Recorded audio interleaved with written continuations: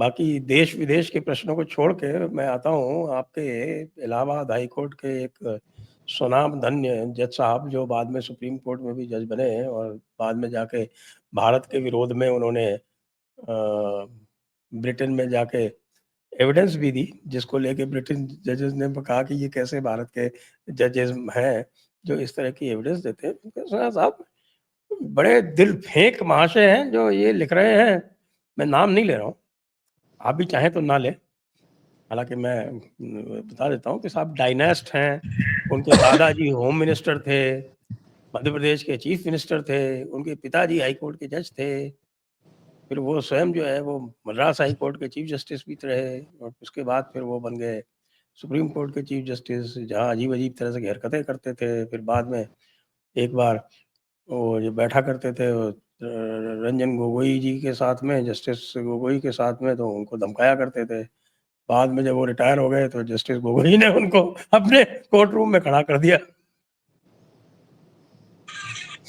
तो आज उन्होंने एक नुस्खा बताया कि भाई कि जो कोई भी लेडी वकील मुझको आंख मार देती थी कोर्ट में, मैं उसको फेवरेबल ऑर्डर देता था। तो क्या इस बात की तायीद इलाहाबाद हाई कोर्ट से की जा सकती है? देखें, ये थोड़ा सा एक दुर्भाग्य है कि जिन जज साहब की बात हो रही है, उन्होंने अभी रिटायरमेंट के बाद बहुत ढेर सारे ऐसे समय समय पे ट्वीट्स कर डाले और जिसके चलते वो काफ़ी विवाद में भी रहते हैं, पर वो परवाह नहीं करते हैं। लेकिन जब तक वो इलाहाबाद हाई कोर्ट में थे तो साहब वो अपने बड़े स्पीडी जस्टिस के लिए जाने जाते थे और बड़ा फास्ट डिस्पोजल था।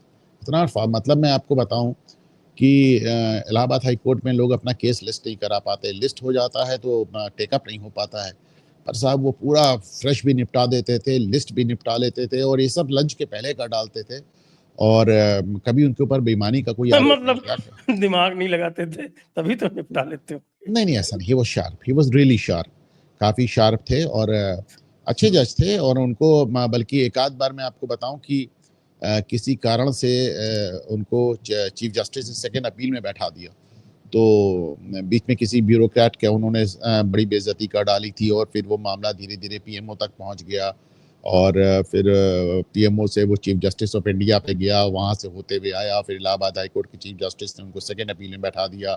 तो उसके बाद साहब बार के तमाम लोग चीफ जस्टिस के पास पहुंच गए, उन्होंने कहा कि आप इतने अच्छे जज को सेकेंड अपील में नहीं बैठा सकते, आप उनको फ्रेश में लाइए। और फाइनली उनको प्रॉपर बेंचेस दी गई और जब तक रहे और काफ़ी अच्छा काम किया उन्होंने।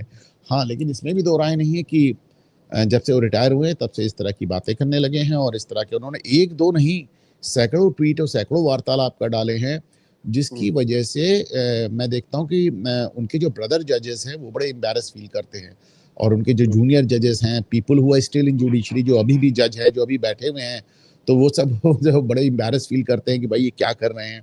लेकिन वो हमेशा से एक मैवरिक टाइप जज रहे हैं, कभी उन्होंने किसी की बात सुनी नहीं। और पहले सुनने की उन्होंने जरूरत एक ही बार क्या थी, जब फर्स्ट फैमिली से डायरेक्ट रिलेशन हो तो सुनने की जरूरत क्या है साहब? हाँ, उनके चाचा यहाँ पे विधायक भी रहे हैं तो जैसे वही चलता नहीं, चाचा विधायक है हमारे, एक मीम नहीं चलता, तो उनके चाचा विधायक भी रहे हैं, जज भी रहे हैं, तो ये सब रहा है। और लेकिन बढ़िया काम करते थे, he was a very good जज इन फैक्ट। मैंने तो उनके कोर्ट में बहुत ढेर सारे अपीयरेंसेस किए हैं और मैं कह सकता हूँ कि वॉज ए वेरी गुड जज। लेकिन हाँ, जब से वो रिटायर, अच्छा वो मैवरिक रहे हमेशा, शुरुआत में उन्होंने ही स्टार्टेड विद कम्युनिज्म, पहले वो बड़े वामपंथी का होने का उन्होंने प्रयास किया, वो बहुत सफल नहीं रहा। फिर उन्होंने अच्छा कई बार विवादास्पद रहे, जज रहते भी विवादास्पद रहे, क्योंकि वो जो भी चाहते थे, वो जिसको भी चाहते थे, जैसे भी चाहते थे बोल डालते थे, तो बड़े बेलौस रहे। तो ठीक है, जब वो जुडिशरी में थे।